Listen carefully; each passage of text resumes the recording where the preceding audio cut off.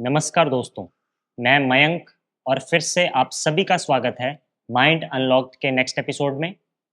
आज हम दीपावली के बारे में बात करेंगे। दीपावली भारत का सबसे बड़ा त्योहार है और बहुत ही धूमधाम से मनाया जाता है। दीपावली से जुड़े कुछ अनसुने रहस्यों के बारे में आज हम हिमांशु भाई जी से जानेंगे। भाई जी, आपका स्वागत। Thank you. Om Shanti brother. भाई जी, दीपावली को बहुत धूमधाम से भारत में मनाया जाता हाँ है। जी। और दीपावली के समय हम घर के कोने-कोने की सफाई करते हैं। उसके पीछे का कारण क्या है? हाँ जी। अगर आप देखो सफाई तो रोज़ हो रही है घर में, पर दीपावली के दिनों में हर कोने की बहुत अच्छे से डीप क्लीनिंग कहें, इवन आपके वार्डरोब में भी है, एक-एक कपड़े को अच्छे से ऑर्गेनाइज़्ड वे में रखा जाता है। हर चीज़ बहुत क्लीन की जाती है। ये इंडिकेशन है कि हम रोज़ अपने आप को चेक करते हैं, रोज़ अपने अंदर की नेगेटिविटी को दूर करते हैं। पर दीपावली ये इंडिकेशन है कि now it's the time to deep cleanse your mind. आप अपने माइंड को बहुत डीप क्लीन करें, क्योंकि देखो रोज़ कुछ ना कुछ बातें होती हैं। हम कोशिश भी करते हैं, पर कुछ बातें यहाँ रह जाती हैं। वो व्यक्ति हमारे सामने आता है, तो हमारे अंदर के इमोशंस फिर से जागृत हो जाते हैं। हम कहते हैं हमने तो इस बात को ठीक कर दिया था ना, हमने इस बात को भुला दिया था ना, बट वो बात अंदर तक चली गई।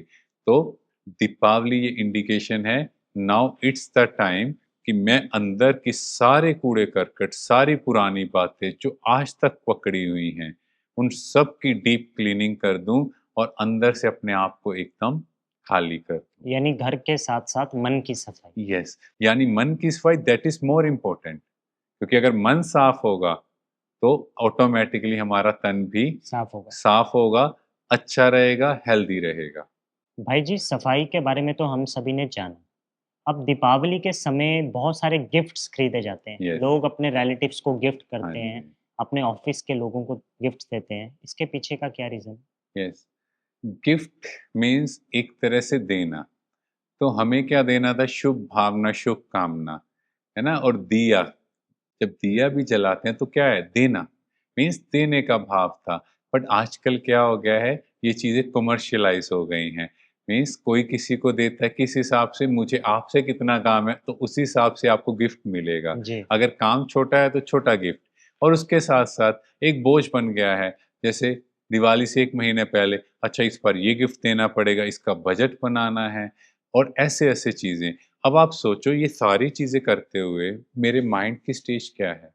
उस गिफ्ट के पीछे कौन-सी एनर्जी है? बिल्कुल। So we need to understand वो सारी एनर्जी हम किसी को गिफ्ट की फॉर्म में दे रहे हैं, तो उसके घर में खुशी आएगी। नहीं, तो इसीलिए आप चाहे छोटा गिफ्ट दो, पर बहुत दिल से दो। उसमें प्योर एनर्जी, प्योर लव दो, क्योंकि आजकल उसी चीज़ की ही ज़्यादा ज़रूरत है। जी बिल्कुल। भाई जी, गिफ्ट्स के बारे में तो हमने जाना। हुँ। अब मिठाई बाँटी जाती है। सभी को मिठाई देते हैं। उसके पीछे का क्या रीज़न है? मिठाई मीन्स मीठा, मीन्स आपका मुख मीठा हो। जब भी कोई फेस्टिवल होता है, आप देखते हो, हम सबके घरों में मीठा ज़रूर बनता है। वो मिठास की निशानी, यूनिटी की निशानी। पर आजकल देखा जाए, तो मिठाई तो घर में बन ही नहीं रही। जी, बाज़ार से खरीदी जाती है और उसको दे दिया जाता है, तो उसमें वो प्योर लव एंड बॉन्डिंग, वो कहाँ गई? बिल्कुल। है ना? और वो भी एक्सचेंज ऑफ मनी हो गया। हमने इतने पैसे दिए, वो खरीदा और वो आगे सर्कुलेट कर दिया।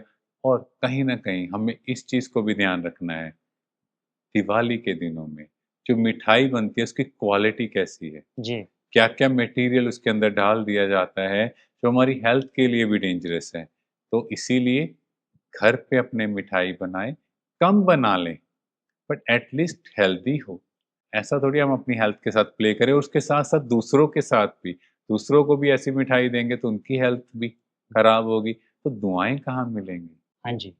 भाई जी, इसके अलावा नए गहने, नए बर्तन और नए कपड़े खरीदे जाते हैं। ऐसा क्यों?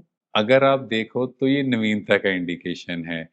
तो हर एक के मन में होता है ना, इन दिनों में नया कुछ खरीदा जाए, न्यूनेस लेकर आए।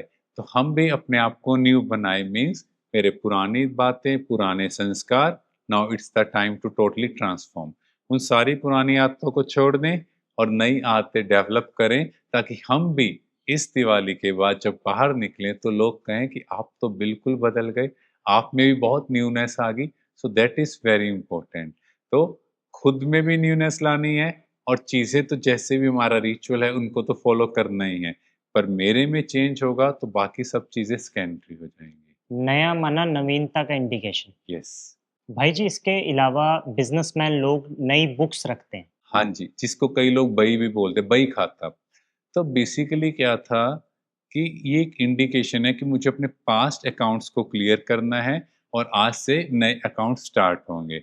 जिसको अगर हम बात करें, जैसे हम फाइनेंशियल ईयर में बैलेंस शीट बनती है, तो पास्ट का जो क्रेडिट या डेबिट बैलेंस होगा वो नेक्स्ट ईयर कंटिन्यू होगा। जी। तो इसी तरह यहाँ भी हमें ये कोशिश करनी है कि मेरे जो पास्ट के कार्मिक अकाउंट हैं, वो तो कंटिन्यू होंगे, बट हम ऐसे कर्म करें कि पास्ट के कार्मिक अकाउंट सेटल कर दें। मीन्स आज से हम अपनी जो बुक्स हैं उनको बिल्कुल नया बनाएं, पास्ट की सब बातों को, पास्ट के सारे कार्मिक अकाउंट्स को खत्म करें। पास्ट सारा क्लियर। यस, तभी यहाँ से हल्के होंगे।